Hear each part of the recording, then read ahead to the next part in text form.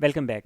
सी programming language tutorial number 14 में हम बात करने वाले हैं लॉजिकल ऑपरेटर्स के हवाले से, और इसमें हम खास तौर पे देखेंगे कि लॉजिकल ऑपरेटर्स डिसीजन मेकिंग में किस तरह से हमें हेल्प आउट करते हैं। So basically we have three logical operators. The first one is logical and, the second one is logical or and the third one is logical not. अब तीनों के बारे में एक एक करके बात करते हैं और फिर हम सी प्रोग्रामिंग कोड के ज़रिए हम कुछ एग्जांपल्स के थ्रू इसको समझने की कोशिश करेंगे। तो सबसे पहले बात करते हैं लॉजिकल एंड की। जब हमने किसी सी प्रोग्राम में इसे यूज़ करना होता है तो हम उसमें सिंपली क्या करते हैं, डबल एम्परसेंड यूज़ करते हैं, या एंड साइन अगर आप इसको सिंपली कहें तो हम ये यूज़ करते हैं बिटवीन टू डिफरेंट एक्सप्रेशन या बिटवीन टू डिफरेंट वेरिएबल्स और टू डिफरेंट वैल्यूज़। तो हम इसको इस तरह से यूज़ करते हैं जैसे यहाँ पे आखिर में ये यूज़ किया गया है ए बी, और दरमियान में इन दोनों ऑपरेंड्स के हम डबल एम्परसेंड लिखते हैं, विच इज़ लॉजिकल एंड। तो लॉजिकल एंड उस सूरत में आपको ट्रू रिटर्न करता है अगर दोनों ऑपरेंड्स ट्रू रिटर्न कर रहे हो। यहाँ ऑपरेंड से मुराद ए और बी है। इस जगह पे जो भी वेरिएबल्स या एक्सप्रेशन हो, अगर उन दोनों की जो फाइनल वैल्यू है वो ट्रू रिटर्न होती है, उस सूरत में सिर्फ ये ओवरऑल ट्रू रिटर्न करेगा। इसको आगे हम एग्जांपल के ज़रिए देखेंगे, हमें आसानी से वो समझ में आ जाएगा। सेकंड जो हमारे पास लॉजिकल ऑपरेटर है दैट इज़ लॉजिकल और। लॉजिकल और के लिए यहाँ पे हम डबल बार यूज़ करते हैं। ये आपको कीबोर्ड पे मिल जाएगा, जहाँ पे आपके पास बैक स्लैश की होती है, उसको अगर आप शिफ्ट के साथ प्रेस करेंगे तो वहाँ पे आपको ये बार मिल जाएगी। तो आप डबल प्रेस करेंगे तो डबल बार आ जाएगी। सो हम ये यूज़ करते हैं टू इंडिकेट लॉजिकल और इसको लिखने का तरीकाकार क्या है, अगेन हम ये यूज़ करेंगे between two different operands like A and B. A और बी के दरमियान हम यहाँ पे ये लॉजिकल बार लिखेंगे। यहाँ ए और बी से मुराद कोई से दो ऑपरेंड्स हैं, इनकी जगह पे एक्सप्रेशन भी हो सकते हैं, कोई वेरिएबल्स भी हो सकते हैं। लॉजिकल और की ख़ास बात यह है कि अगर फॉर एग्जांपल ए और बी इन दोनों एक्सप्रेशन या वेरिएबल्स में से किसी एक की वैल्यू भी ट्रू रिटर्न होती है, तो उस सूरत में जो आपको फाइनल आउटपुट आएगी या जो फाइनल डिसीजन आएगा वो ट्रू आएगा। जिसका सिंपल मतलब ये है कि अगर for example A true return करता है जबकि बी फॉल्स रिटर्न करता है, तो ओवरऑल जो ये रिटर्न करेगा वो ये ट्रू ही रिटर्न करेगा। अब आ जाते हैं हम तीसरे सेगमेंट की तरफ, तीसरे लॉजिकल ऑपरेटर की तरफ, that is logical note. Logical note की ख़ास बात यह है कि ये जिस भी एक्सप्रेशन पे अप्लाई किया जाता है, पहली बात तो ये है कि ये एक सिंगल ऑपरेंड पे अप्लाई करते हैं हम इसको। इस ए की जगह पे, ए से मुराद कोई ऑपरेंड है, ए की जगह पे वेरिएबल भी हो सकता है और एक कंप्लीट एक्सप्रेशन भी हो सकता है, एक कॉम्प्लेक्स एक्सप्रेशन हो सकता है। सिंपल ये होगा कि इसकी जगह पे जो भी एक्सप्रेशन या वेरिएबल होगा, अगर उसमें ट्रू है तो ये नोट ऑपरेटर उसको फॉल्स में कन्वर्ट कर देगा। और अगर ये यहाँ पे इस ऑपरेंड की जगह पे जो भी वेरिएबल या एक्सप्रेशन है वो ट्रू रिटर्न करता है, तो ये उसको फॉल्स में कन्वर्ट कर देगा। मतलब क्या है कि जो भी लॉजिकल स्टेट होगी उस लॉजिकल स्टेट को रिटर्न कर देगा, उसका जो फाइनल स्टेट है उसको चेंज कर देगा। इसको भी हम एग्जांपल्स के जरिए समझने की कोशिश करते हैं। तो आइए चलते हैं विजुअल स्टूडियो कोड की तरफ, और सी प्रोग्राम में हम एग्जांपल्स के थ्रू इन तीनों लॉजिकल ऑपरेटर्स को समझने की कोशिश करते हैं। यहाँ हमने मुख्तलिफ लॉजिकल ऑपरेशंस के केस सिनेरियोज को समझने के लिए तीन वेरिएबल्स लिए हैं। फर्स्ट टू वेरिएबल्स हमने इसलिए लिए हैं कि हम उनमें वैल्यू स्टोर कर सकें, और सेकंड वेरिएबल जिसका नाम हमने रिजल्ट रखा है वो इसलिए लिया है ताकि मुख्तलिफ जो लॉजिकल एक्सप्रेशन है उसका रिजल्ट इसमें स्टोर करके हम चेक कर सकें कि ये हमें ट्रू रिटर्न कर रहा है या फॉल्स रिटर्न कर रहा है। यहाँ इसको स्टार्ट करने से पहले, एग्जाम्पल शुरू करने से पहले एक और चीज़ समझ लें कि इंटीजर में अगर हमें रिटर्न होता है ज़ीरो, तो उसका मतलब है कि वो हमें फॉल्स रिटर्न कर रहा है या उसका वो फॉल्स को इंडिकेट कर रहा है। और अगर हमें वन रिटर्न होता है तो उसका मतलब ये है कि वो ट्रू को इंडिकेट कर रहा है। तो अब हम इसको एक एग्जांपल के ज़रिए समझने की कोशिश करते हैं। सबसे पहले हम बात करेंगे यहाँ पे, हमने बात की थी लॉजिकल एंड की, तो लॉजिकल एंड का एक केस सिनेरियो लेते हैं। तो फॉर एग्जांपल मैं यहाँ पे लिखता हूँ रिजल्ट, यानी कि ये वेरिएबल यूज़ कर रहा हूँ, रिजल्ट इज़ इक्वल टू, अब इसमें मैं एक एक्सप्रेशन यूज़ करूँगा, जिस एक्सप्रेशन में मैं ये लिखूँगा कि अगर ये दोनों वेरिएबल्स ज़ीरो से ग्रेटर या उसके इक्वल हैं तो बोथ आर पॉजिटिव नंबर्स। तो अभी यहाँ पे मैं ये स्टोर करने जा रहा हूँ, if first variable is greater than और इक्वल टू ज़ीरो। अब ये मैंने ब्रैकेट में इस वजह से लिखा है क्योंकि ये एक कंप्लीट एक्सप्रेशन है, राइट।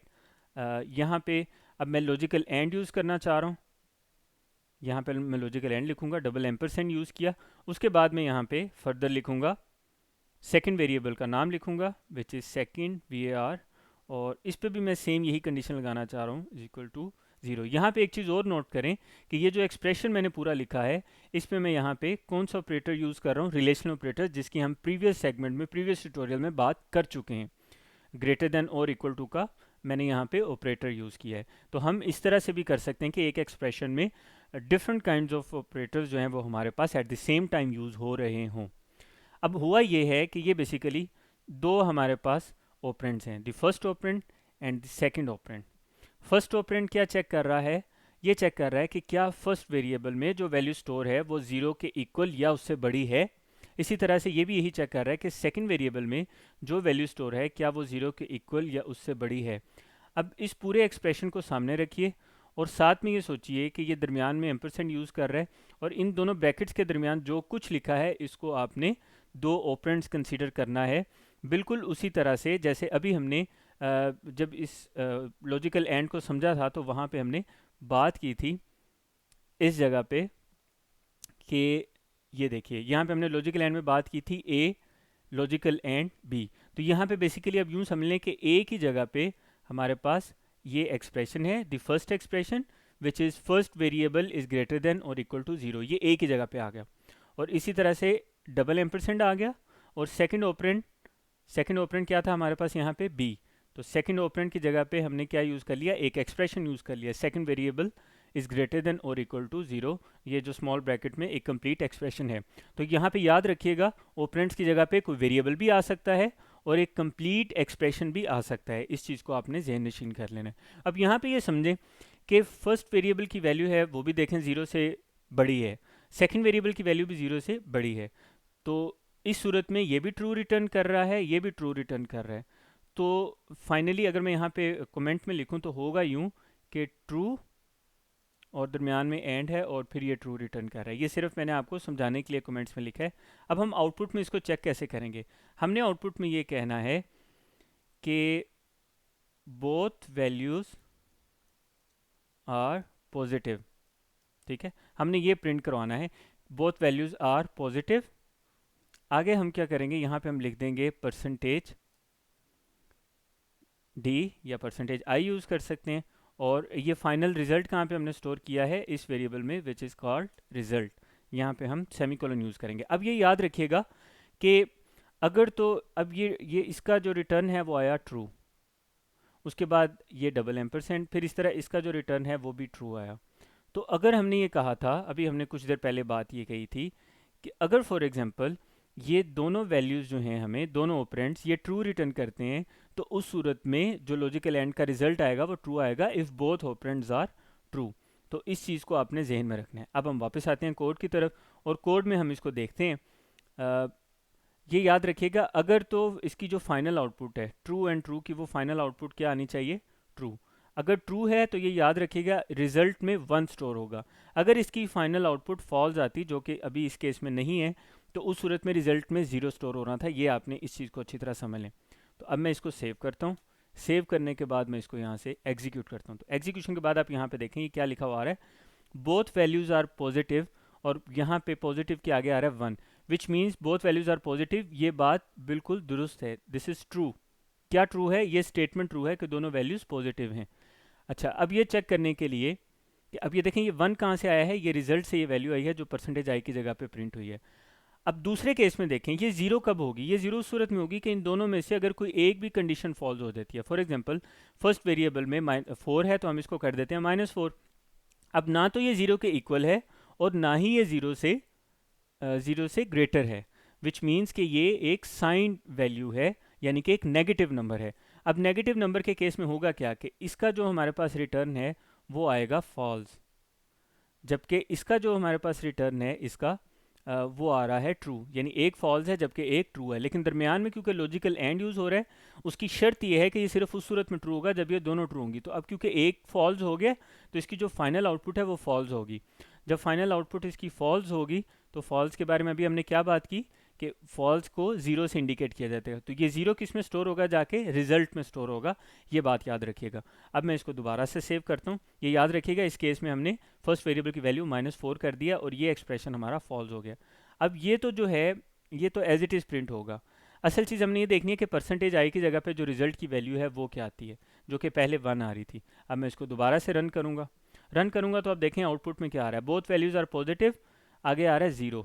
यानी वो ये बता रहा है कि बोथ वैल्यूज़ आर पॉजिटिव, ये स्टेटमेंट गलत है, यानी कि दोनों वैल्यूज़ पॉजिटिव नहीं है, या तो दोनों वैल्यूज़ नेगेटिव हैं या कम से कम उनमें से कोई एक वैल्यू नेगेटिव है।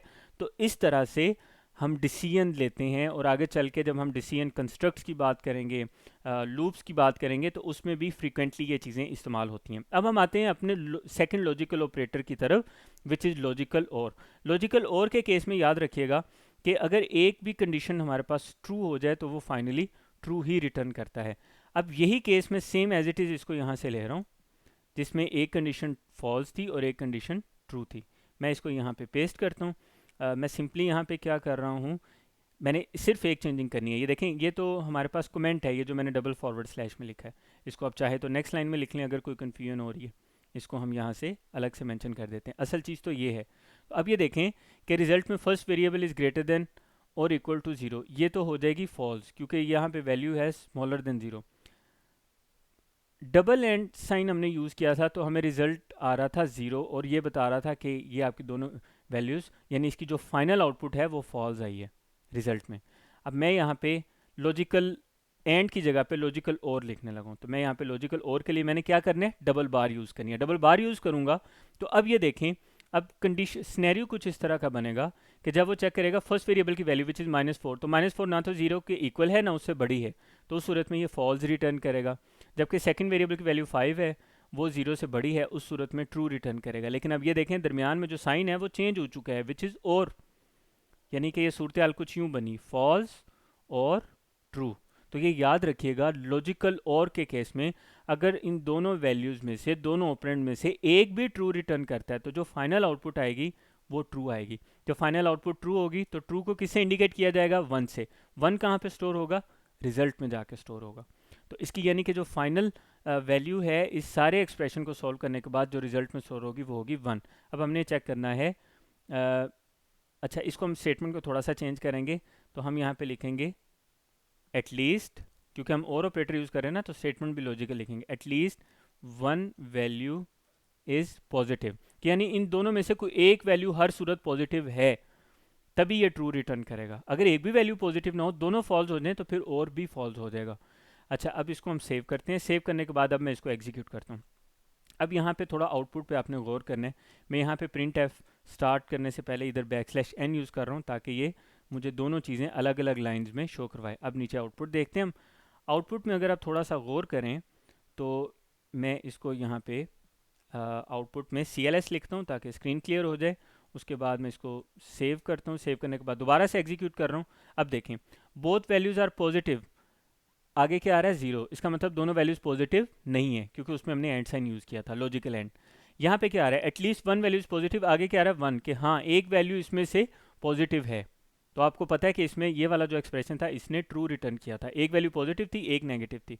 तो ये स्टेटमेंट भी ट्रू है और उसने हमें ये बता दिया कि स्टेटमेंट ट्रू है। कैसे बता दिया, हमें ये 1 से पता चल रहा है। आगे चलते हैं। इसी तरह अगर हम बात करें लॉजिकल नॉट की, तो लॉजिकल नॉट में याद रखिएगा उसमें एक सिंपल सा सिनेरियो है जो हमें जहन नशीन करना है और उसको हमें समझना है। वो ये है कि अगर फॉर एग्जांपल अब यहाँ पे एक नया सिनेरियो आ जाएगा जिसको हमें यहाँ पे समझना है।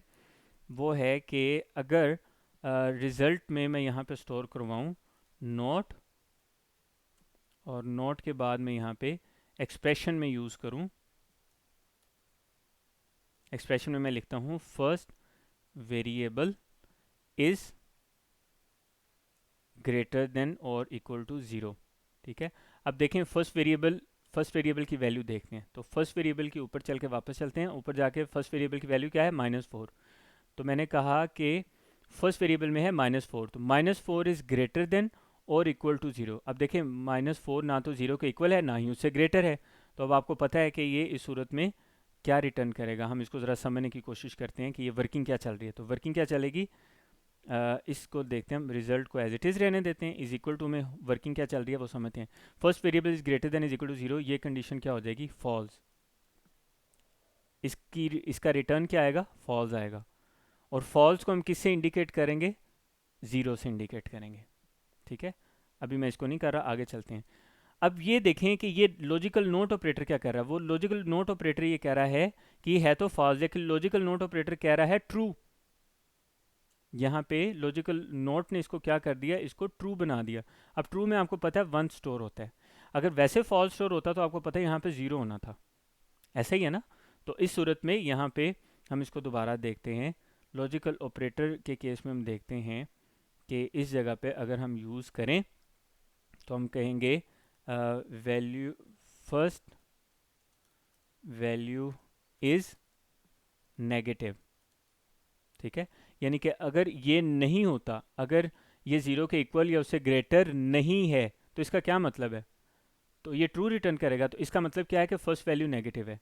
तो अब हम इसको दोबारा सेव करते हैं। सेव करने के बाद अब हम इसको एग्जीक्यूट करते हैं। एग्जीक्यूट करके देखें, फर्स्ट वैल्यू इज नेगेटिव, यहाँ पे क्या आ रहा है 1। हालांकि ये जो एक्सप्रेशन है इसने फॉल्स रिटर्न किया था, और आपको पता है जब ये फॉल्स रिटर्न करता है तो प्रैक्टिकली क्या हुआ कि उस फॉल्स की जगह पे 0 आता है। तो अगर ये नोट ना लगा होता तो फिर इसने हमें क्या रिटर्न करना था, 0। इसकी अब आपको एक एग्जांपल के ज़रिए आपको इसको भी बताते हैं। यहाँ से फॉर एग्जांपल अगर मैं ये रिमूव कर दूँ, ये लें, अब मैंने नोट नहीं लगाया, मैं सिंपल लिख रहा हूँ कि फर्स्ट वेरिएबल, ब्रैकेट यूज़ करता हूँ, यहाँ पे भी ब्रैकेट यूज़ करता हूँ, मैं कहता हूँ first variable is greater than और इक्वल टू 0।